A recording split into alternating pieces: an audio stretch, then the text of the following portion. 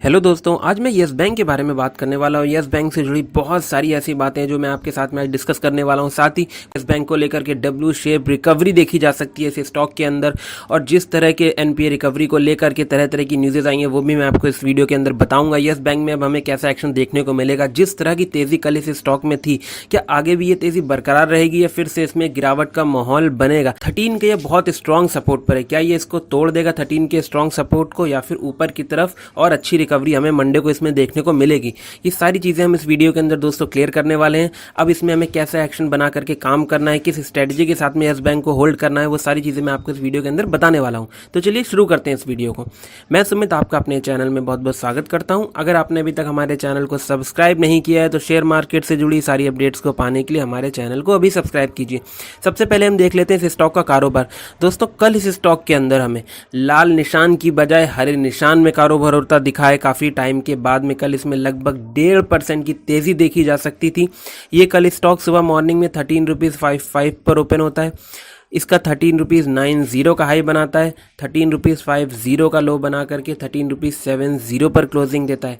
ये अपनी कल हरे निशान में क्लोजिंग देता है काफ़ी टाइम के बाद में। और इसमें जिस तरह का कारोबार हमें देखने को मिल रहा है, जिस तरह की डिलीवरी उठाई जा रही है, वॉल्यूम रह रहा है, उसको देख करके साफ इंडिकेटर्स हमें दिख रहे हैं कि इसमें हमें आने वाले टाइम में तेज़ी दिख सकती है। सबसे पहले हम बीएसई का कारोबार देख लेते हैं। तो बीएसई में लगभग 2.5 करोड़ शेयर्स का कारोबार देखने को मिला था, जिसमें से लगभग 90 लाख शेयर्स की डिलीवरी उठाई गई है।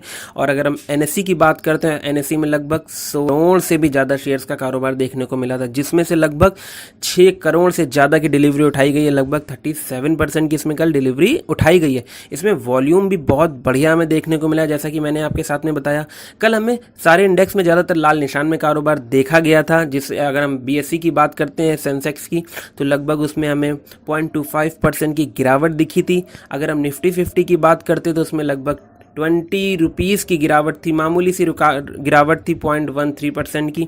निफ्टी बैंक में 1% की गिरावट थी। पीएसयू स्टॉक्स में भी गिरावट देखी जा सकती थी, प्राइवेट बैंक्स में भी गिरावट थी, लेकिन येस बैंक के स्टॉक में उतनी गिरावट नहीं थी। उसके पीछे के अहम कारण क्या थे, अब हम उसको डिस्कस कर लेते हैं।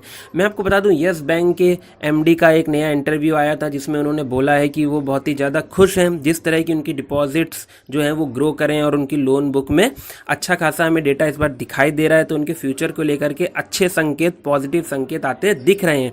वो जिस तरह का उन्होंने सोच रखा था साल भर में, उस तरह का कारोबार करके दिखाया है। लगभग 55% और 48% ईयर ऑन ईयर बेसिस पे ग्रोथ हो रही है येस बैंक के अंदर। तो इन सारे डेटा को लेकर के वो काफ़ी खुश हैं।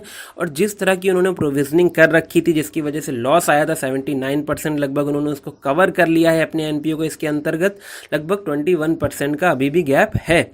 लेकिन उन्होंने जिस हिसाब से प्रोविजनिंग करी थी, जिस हिसाब से इनका लॉस आया था, उसको देखते हुए इन्होंने नेक्स्ट ईयर के भी अपने टारगेट सेट कर रखे हैं कि उन्हें कम से कम 5,000 करोड़ की रिकवरी करनी ही होगी एनपीए को लेकर के। और दूसरी जो खबर है वो मैं आपको बताता हूँ। मेनली जो इनका इशू है वो एनपीए से जुड़ा हुआ है, और जो मेन खबरें भी हैं वो एनपीए से ही जुड़ी हुई आ रही हैं, क्योंकि वो एक्शंस में जो इस टाइम पर है मेनली एनपीए को लेकर ही है कि एनपीए की रिकवरी होगी तभी बैंक में एक अच्छी ग्रोथ हमें दिखेगी। तो डीएचएफएल वाला जो मामला था, जिसमें मैंने आपको बताया था कि कपिल वाधवान जी ये चाहते हैं, एनसीईआरटी ने बोला भी था बैंक्स वगैरह को कि इसको कंसीडर करें, कि वो ऐसा चाहते हैं कि मुझे डीएचएफएल दोबारा से ऑपरेट करने की इजाज़त दी जाए और मैं बैंक्स वगैरह का पैसा 7 साल में चुका दूंगा।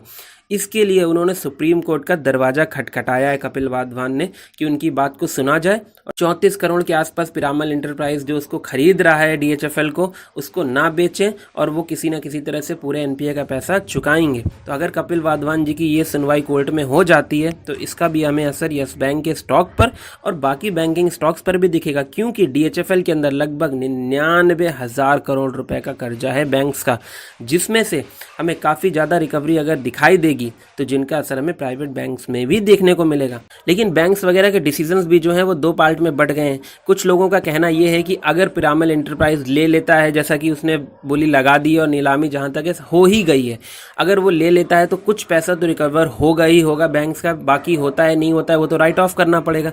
कुछ लोगों का कहना यह है कि अगर कपिल वाधवान उस कंपनी को चलाएंगे तो हमारा ज़्यादातर पैसा रिकवर हो जाएगा, तो राइट ऑफ के चांसेस बहुत ज़्यादा कम हो जाएंगे। तो इसको लेकर भी इसीलिए सुप्रीम कोर्ट में दरवाज़ा खटखटाया गया है कि किसी न किसी तरह से हमें यस बैंक के लिए और भी बैंक्स के लिए एनपीए की रिकवरी हो जाए।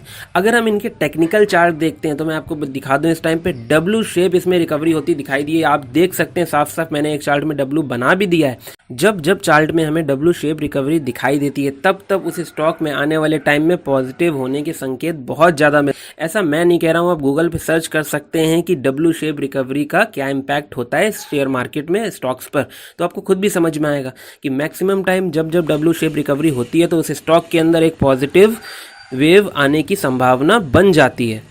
और यस बैंक ने जिस तरह से अपने 13 के सपोर्ट को बांध करके रखा है, उसको देखते हुए लग रहा है कि हमें इसमें बहुत ही जल्दी 15 और 16 रुपीज़ के लेवल आते दिखाई दे सकते हैं। और 8 जून को एनपीए से संबंधित एक बहुत बड़ा फैसला होने वाला है जेट एयरवेज की तरफ से।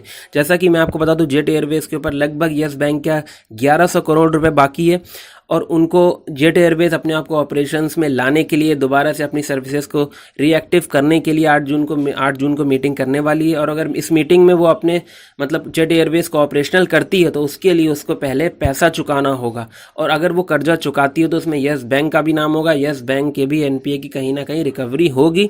तो वो ऑपरेशनल करेंगे तो उन्हें पैसा चुकाना पड़ेगा। तो इन सब के चलते भी यस बैंक के एनपीए में हमें रिकवरी होती दिखाई दे सकती है। यस बैंक में मेन इशू है, जैसा मैंने आपको बताया भी है, वो है एनपीए को लेकर के। और एनपीए की रिकवरी के लिए जगह जगह से अलग अलग तरीके से कोशिशें की जा रही हैं कि यस बैंक के एनपीए कैसे ना कैसे करके जल्द से जल्द रिकवर हो।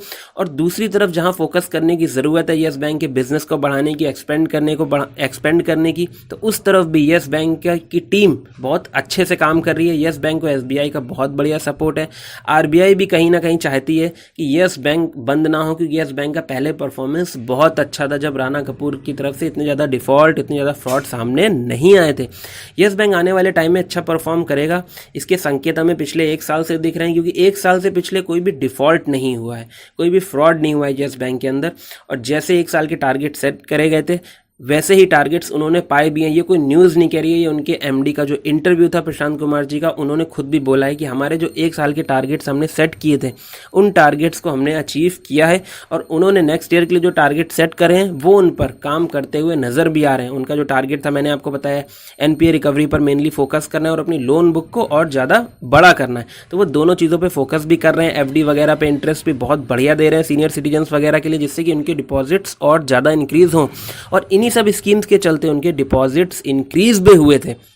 इन सब चीज़ों के चलते यस बैंक में अगर आप शॉर्ट टर्म का नज़रिया रखते हैं तो मैं आपको इसमें इन्वेस्ट करने की राय नहीं दूंगा, लेकिन अगर आपका लॉन्ग टर्म का नज़रिया है तो अब यस बैंक में निवेश करके चल सकते हैं और एक अच्छा प्रॉफिट कमा सकते हैं। क्योंकि यस बैंक में 1-2 दिन में, 15 दिन में कोई भी रॉकेट बनने की संभावना नहीं है, लेकिन जिस तरह का इसका परफॉर्मेंस है, जिस तरह से यस बैंक का पहले परफॉर्मेंस आप देखेंगे कि 400 के लेवल तक की जा चुका है, उस हिसाब से ये आने वाले टाइम में फिर से अच्छी रिकवरी करेगा, क्योंकि इनकी ब्रांचेस भी बहुत ज़्यादा हैं, इनका परफॉर्मेंस भी पहले बहुत बढ़िया था।